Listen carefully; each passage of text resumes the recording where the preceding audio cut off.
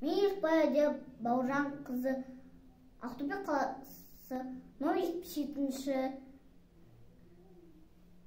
жалпы білім беретін орта мектебінің 1-ші сынып оқушысы Мұқағали Мақатаев.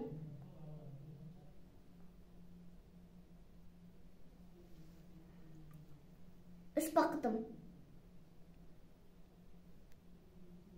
Ең бірінші бақытым халқым менің, соған берем ойымның алтын кенің. Ол бал болса мен бармын, хор болмаймын, қымбатырақ алтыннан нарқым менің. Ал екінші бақытым тілім менің, тас жүректі тілімнен, тілімден, кей-кейде дүниеден түгілсем қасиетті тілімнен түгілмедім.